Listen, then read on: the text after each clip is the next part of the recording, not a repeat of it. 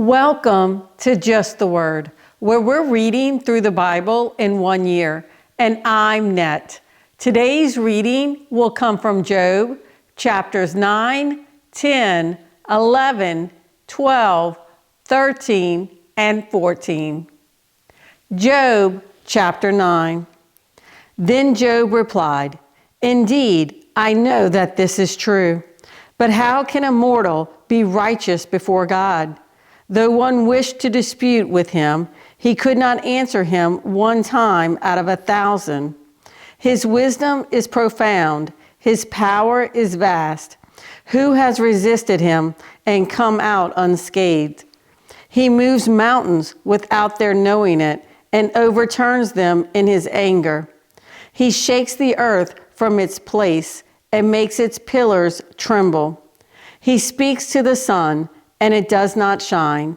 He seals off the light of the stars. He alone stretches out the heavens and treads on the waves of the sea. He is the maker of the Bear and Orion, the Pleiades and the constellations of the south. He performs wonders that cannot be fathomed, miracles that cannot be counted. When he passes me, I cannot see him. When he goes by, I cannot perceive him. If he snatches away, who can stop him? Who can say to him, 'What are you doing?' God does not restrain his anger. Even the cohorts of Rahab cowered at his feet. How then can I dispute with him? How can I find words to argue with him? Though I were innocent, I could not answer him. I could only plead with my judge for mercy. Even if I summoned him and he responded, I do not believe he would give me a hearing. He would crush me with a storm and multiply my wounds for no reason. He would not let me regain my breath, but would overwhelm me with misery. If it is a matter of strength, he is mighty. And if it is a matter of justice, who will summon him? Even if I were innocent, my mouth would condemn me. If I were blameless, it would pronounce me guilty. Although I am blameless, I have no concern for myself. I despise my own life. It is all the same. That is why I say, he destroys both the blameless and the wicked. When a scourge brings sudden death, he mocks the despair of the innocent. When a land falls into the hands of the wicked, he blindfolds its judges. If it is not he, then who is it? My days are swifter than a runner. They fly away without a glimpse of joy. They skim past like boats of papyrus, like eagles swooping down on their prey. If I say, I will forget my complaint, I will change my expression and smile. I still dread all my sufferings, for I know you will not hold me innocent. Since I am already found guilty, why should I struggle in vain? Even if I wash myself with soap and my hands with washing soda, you would plunge me into a slime pit so that even my clothes would detest me. He is not a man like me that I might answer him, that we might confront each other in court. If only there was someone to arbitrate between us, to lay his hand upon us both, someone to remove God's rod from me, so that his terror would frighten me no more. Then I would speak up without fear of him. But as it now stands with me, I cannot. Job, chapter 10. I loathe my very life. Therefore, I will give free rein to my complaint and speak out in the bitterness of my soul. I will say to God, do not condemn me, but tell me what charges you have against me. Does it please you to oppress me, to spurn the work of your hands, while you smile on the schemes of the wicked? Do you have eyes of flesh? Do you see as a mortal sees?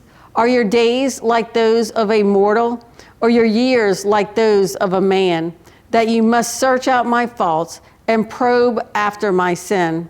Though you know that I am not guilty and that no one can rescue me from your hand. Your hands shaped me and made me. Will you now turn and destroy me? Remember that you molded me like clay. Will you now turn me to dust again? Did you not pour me out like milk and curdle me like cheese, clothe me with skin and flesh, and knit me together with bones and sinews? You gave me life and showed me kindness, and in your providence watched over my spirit.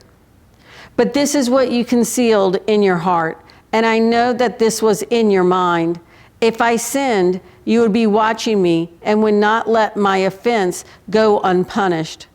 If I am guilty, woe to me. Even if I am innocent, I cannot lift my head, for I am full of shame and drowned in my affliction. If I hold my head high, you stalk me like a lion, and again display your awesome power against me. You bring new witnesses against me and increase your anger toward me. Your forces come against me wave upon wave. Why then did you bring me out of the womb? I wish I had died before any eye saw me. If only I had never come into being, or had been carried straight from the womb to the grave. Are not my few days almost over? Turn away from me so I can have a moment's joy before I go to the place of no return, to the land of gloom and deep shadow, to the land of deepest night, of deep shadow and disorder, where even the light is like darkness. Job chapter 11. Then Zophar the Naamathite replied, Are all these words to go unanswered? Is this talker to be vindicated? Will your idle talk reduce men to silence? Will no one rebuke you when you mock? You say to God, My beliefs are flawless, and I am pure in your sight. Oh, how I wish that God would speak, that he would open his lips against you and disclose to you the secrets of wisdom. For true wisdom has two sides. Know this, God has even forgotten some of your sin. Can you fathom the mysteries of God? Can you probe the limits of the Almighty? They are higher than the heavens. What can you do? They are deeper than the depths of the grave. What can you know? Their measure is longer than the earth and wider than the sea. If he comes along and confines you in prison and convenes a court, who can oppose him? Surely he recognizes deceitful men, and when he sees evil, does he not take note? But a witless man can no more become wise than a wild donkey's colt can be born a man. Yet if you devote your heart to him and stretch out your hands to him, if you put away the sin that is in your hand and allow no evil to dwell in your tent, then you will lift up your face without shame. You will stand firm and without fear. You will surely forget your trouble, recalling it only as waters gone by. Life will be brighter than noonday, and darkness will become like morning. You will be secure because there is hope. You will look about you and take your rest in safety. You will lie down with no one to make you afraid, and many will court your favor. But the eyes of the wicked will fail, and escape will elude them. Their hope will become a dying gasp. Job chapter 12. Then Job replied, Doubtless you are the people, and wisdom will die with you. But I have a mind as well as you. I am not inferior to you. Who does not know all these things? I have become a laughingstock to my friends, though I called upon God and he answered. A mere laughingstock, though righteous and blameless. Men at ease have contempt for misfortune, as the fate of those whose feet are slipping. The tents of marauders are undisturbed, and those who provoke God are secure, those who carry their God in their hands. But ask the animals, and they will teach you, or the birds of the air, and they will tell you, or speak to the earth, and it will teach you, or let the fish of the sea inform you. Which of all these does not know that the hand of the Lord has done this? In his hand is the life of every creature and the breath of all mankind. Does not the ear test words as the tongue tastes food? Is not wisdom found among the aged? Does not long life bring understanding? To God belong wisdom and power. Counsel and understanding are his. What he tears down cannot be rebuilt. The man he imprisons cannot be released. If he holds back the waters, there is drought. If he lets them loose, they devastate the land. To him belong strength and victory. Both deceived and deceiver are his. He leads counselors away stripped and makes fools of judges. He takes off the shackles put on by kings and ties a loincloth around their waist. He leads priests away stripped and overthrows men long established. He silences the lips of trusted advisors and takes away the discernment of elders. He pours contempt on nobles and disarms the mighty. He reveals the deep things of darkness and brings deep shadows into the light. He makes nations great and destroys them. He enlarges nations and disperses them. He deprives the leaders of the earth of their reason. He sends them wandering through a trackless waste. They grope in darkness with no light. He makes them stagger like drunkards. Job chapter 13. My eyes have seen all this. My ears have heard and understood it. What you know, I also know.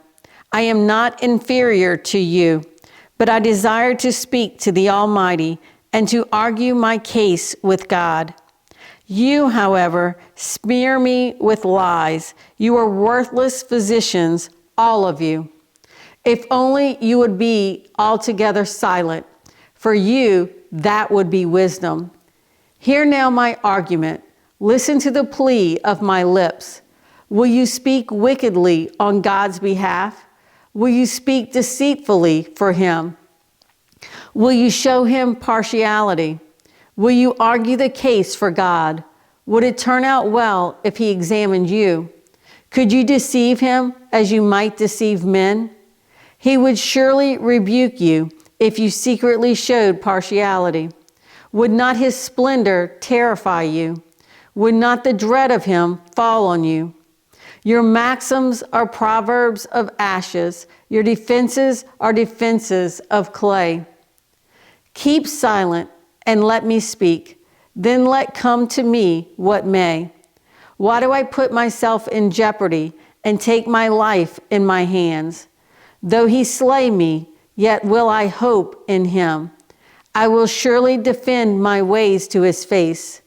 Indeed, this will turn out for my deliverance, for no godless man would dare come before him.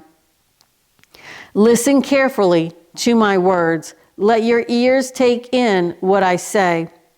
Now that I have prepared my case, I know I will be vindicated.